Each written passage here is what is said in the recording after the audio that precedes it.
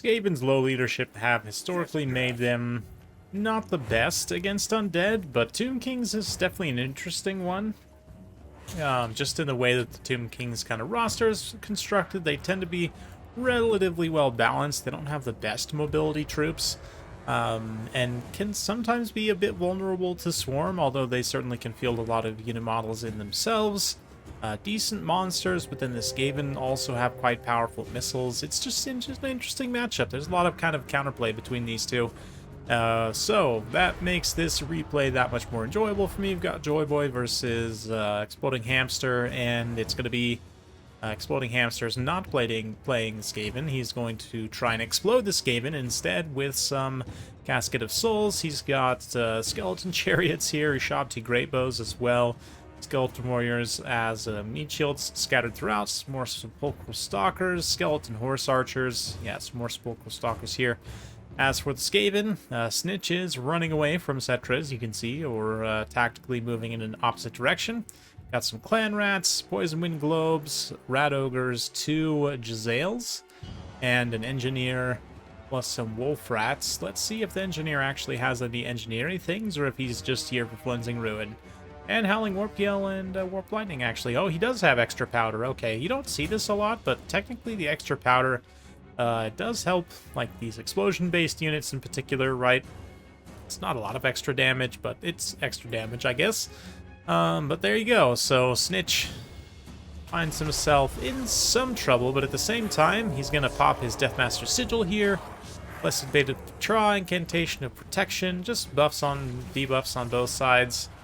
Yeah, let's see here. I forget all the Cloak of Shadows. Okay, so that'll be an item here. I actually haven't used Sniktch in so long. I forget some of what he brings to the table, but Deathmaster Sigil there for the hard snare.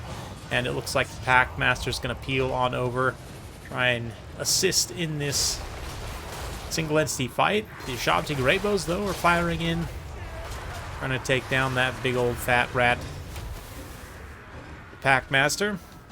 So far, no Rat Ogres have come to assist. It would definitely be good to maybe see 1 or 2 Rat Ogres move in there. Looks like the Sepulchral Stalkers are moving in, though, to try and blast poor Sniktch. Their missile attacks do a lot of damage, and they are accurate enough to get good contact on him. It looks like right now they're actually focused on the Packmaster rather than Sniktch himself. Definitely needs to get out of there. But Packmaster should be able to regenerate his HP. The Jezzails get in range and start to punish those Shabti Great Bows pretty significantly. And, yeah, a little terror out there from Settra as the chariots come in, push back those Clan Rats, but, of course, Rat Ogre's High Mass is also at play here.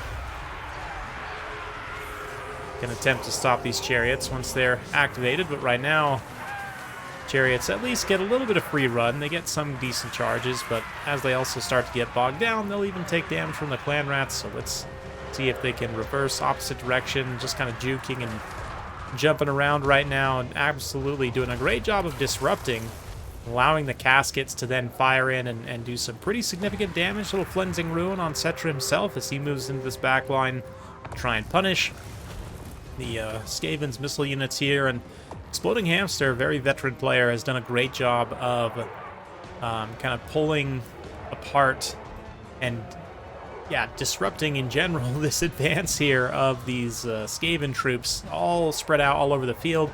Although even a couple of operational globes in the right position are absolutely devastating, as we see there. Very smart to use the Skeleton Horse Archers to get on them in melee, try and not allow them to fire.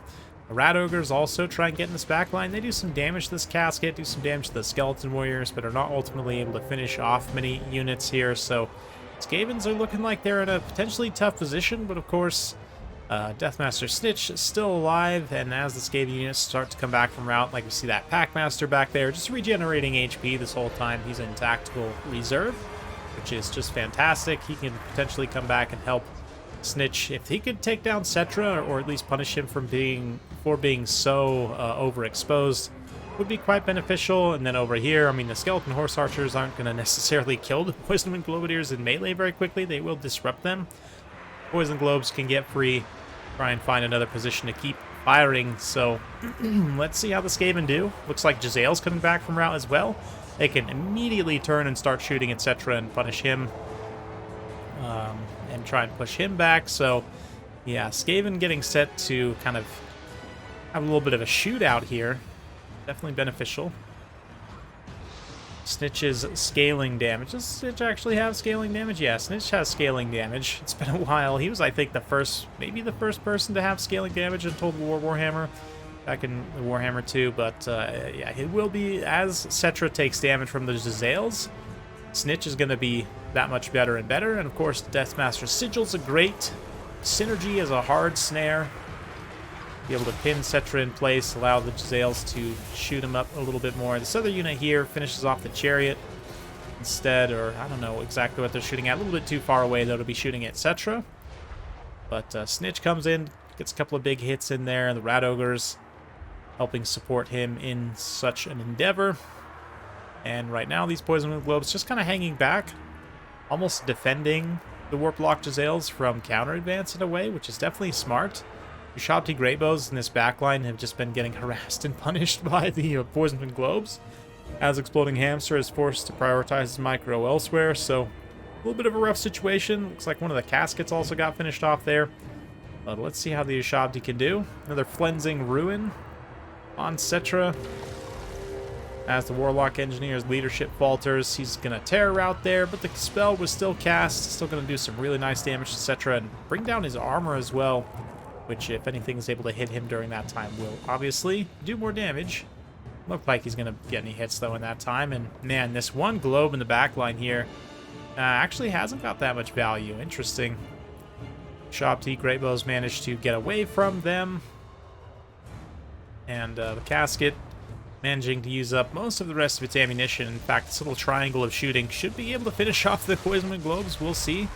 But Warp Lightning can be effective against bunched up monstrous infantry, so might as well just use it if that's all you've got magic for.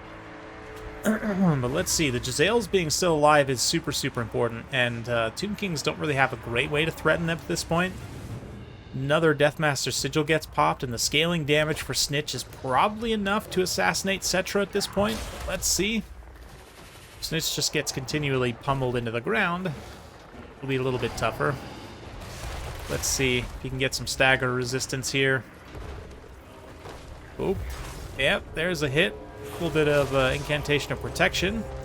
And the Ushabti Greatbows firing danger close. Yeah, gotta be careful not to hit Settra if he's involved in a melee there, but it looks like... Well, is he gonna be able to get away? Speed's down to 61. Sniktch is 54, but it feels faster, perhaps. Oh, what's this? I'm not sure what was cast there, but anyway, there's some kind of effect going off. If you take a look at the rest of the battle, yeah, Jezzails slowly creeping forward. They're now up against the Sepulchral Stalkers, who still have quite a bit of HP left. The Packmaster's going to move in there as Sniktch chases around Settra, trying to finish him off. We'll keep that in the background as we move back towards the other side. Warlock Engineer also trying to pressure the Ushabti Greatbows. Just keep them moving as much as possible. Mostly keep them off of the Jezzails. At this point, the Jezzails are probably the most important unit for the Skaven besides Sniktch himself. They do have enough ammo to probably finish off the leadership of these Sepulchral Stalkers. Yeah, this one's already into crumbling. It's likely to face disintegration, and they can move their remaining ammunition left. Looks like Settra falls out there in the distance to Sniktch finally.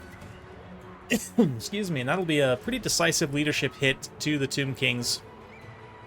They'll start to disintegrate and probably face army losses very, very quickly. So there you go.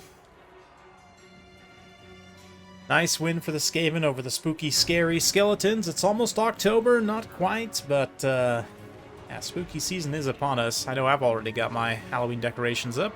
I don't know about you guys, but I don't know. I was a little excited this year.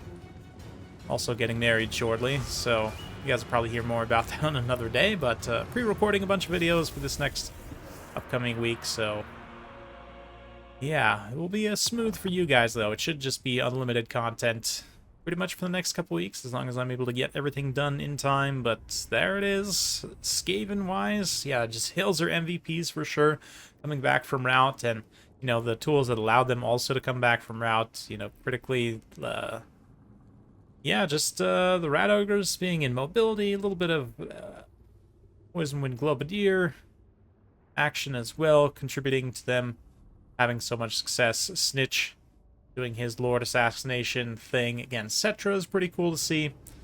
The caskets are an interesting one. I almost would rather one casket and then option in Screaming Skulls. Because Skaven leadership is so low, the leadership effect that Screaming Skulls have in addition to being regular artillery is quite damaging.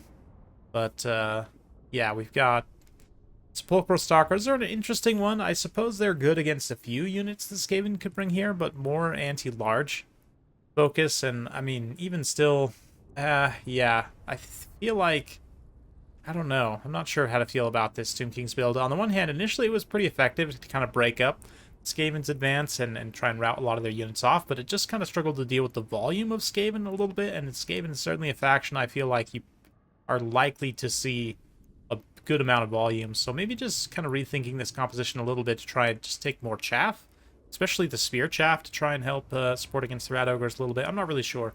You guys let me know down in the comments below, but it's definitely an interesting matchup. Hopefully you enjoyed that. If you like this sort of content, be sure to like, subscribe, hit that bell notification button. Every time I upload a new video, you'll be notified. Thanks again. We'll see you next time.